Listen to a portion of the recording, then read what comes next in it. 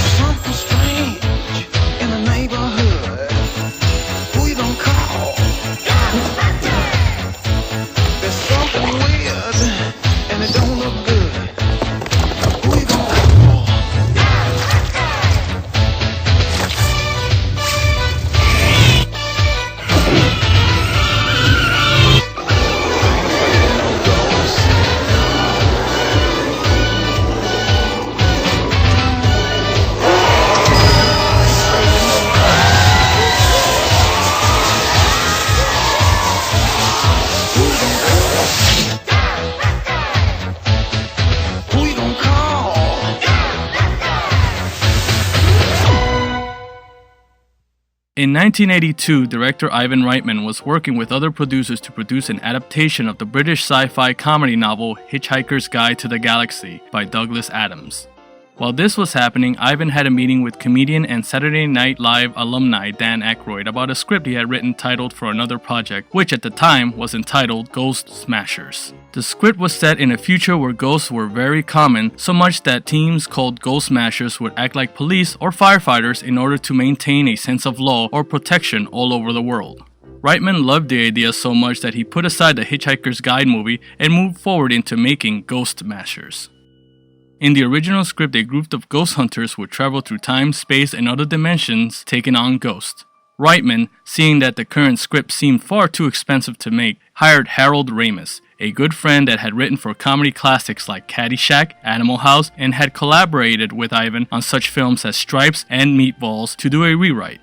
They changed the name into Ghostbusters, and on June 8th of 1984, it became the second highest grossing film of that year, bringing in $300 million worldwide, right behind the first Beverly Hills Cop movie. During this time, the popularity of the movie would grow, and rather than just sitting on this franchise, the studio would do something to further expand on the ideas and characters of the film, and with that, the Real Ghostbusters was the result.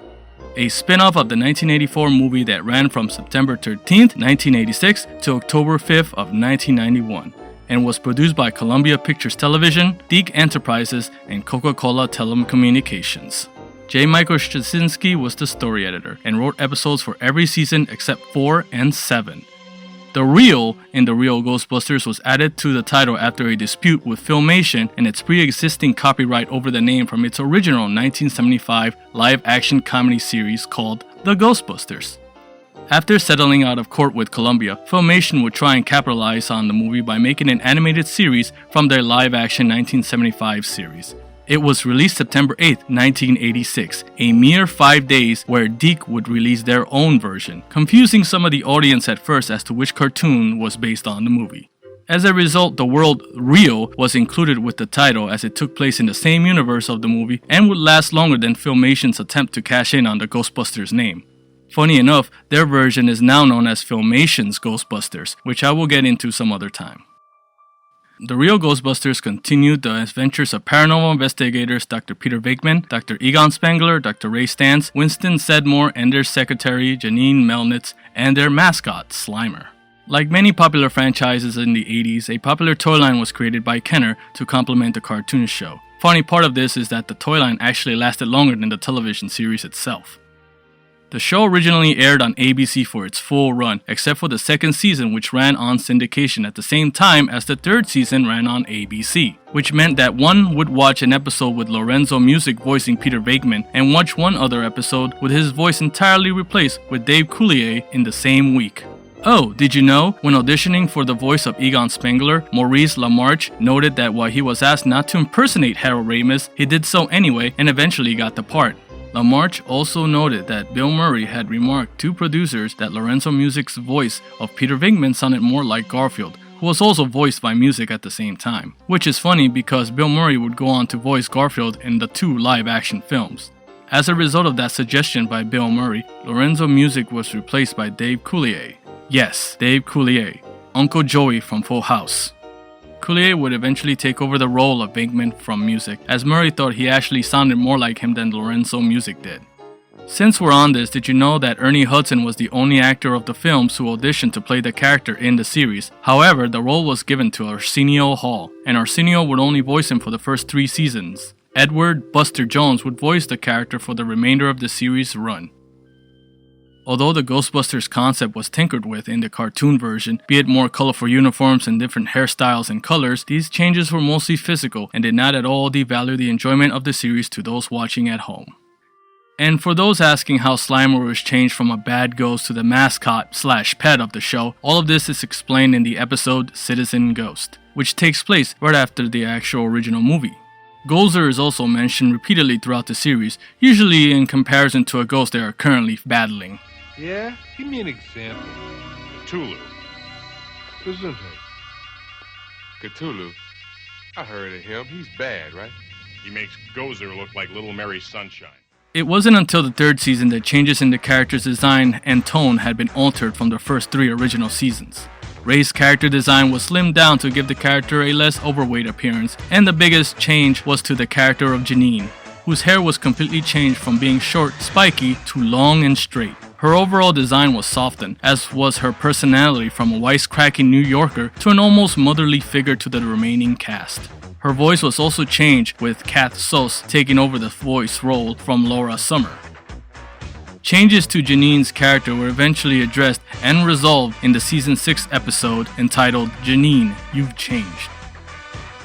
At the start of the series' 4th season in 1988, the series was retitled to Slimer and the Real Ghostbusters. The opening was completely redone to center around Slimer. Eventually the episodes were expanded from their original half-hour format to last an hour, and that overall feel of the show was changed to be more youthful, with episodes having a lighter tone to be less frightening.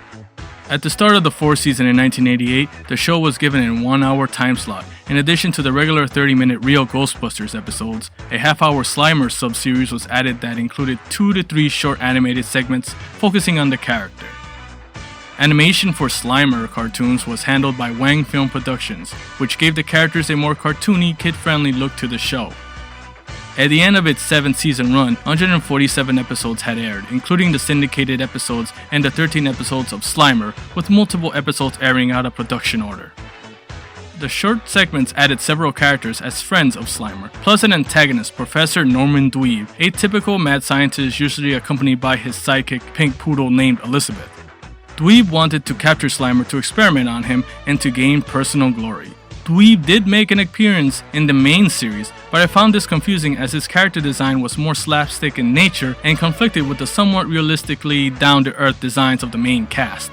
As you can see by the 4th season, ABC thought it was wise to make Slimer the main focus of the show, but what I did not understand is why did he need to have his own show if his involvement in the main show was increased? Many of us watching the series did not really like Slimer and wonder why he started becoming the main focus of the show. Me and my brothers would just watch the first 30-minute Real Ghostbusters cartoon and switch to another channel the minute the remaining half-hour Slimer part would start. The show became more cartoony and started to move away from what brought us to like the show, and that it wasn't written for kids but written for a more mature audience. It was a clever show that was not written with kids in mind, but just another way to expand on an already amazing material that was a class of its own. A show with heart and some great humor. We came and fell in love with those amazing and different characteristics that were as real as a cartoon could be in a world of fantasy and paranormal, while expanding on a source material that from the beginning wasn't really geared toward kids. Have we forgotten that scene with Ray and the ghost in bed already? In closing, it's sometimes hard to tell what is just nostalgic and what will really hold up to the test of time. The Real Ghostbusters cartoon has proven that its franchise can still hold up even after all these years. Sure, there are some bad in there, with the overexposing of the Slimer character in the show being geared towards children in the end of its run, but you gotta remember, the good will always outweigh the bad. It's the experiences we had just sitting there that really matter.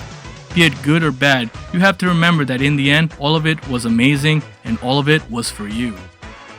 Because to truly appreciate something, you have to accept its strengths and its faults, no matter what they are, to truly appreciate how amazing it was and how amazing it continues to be. Murray, Aykroyd, and Ramus? What's that, a law firm?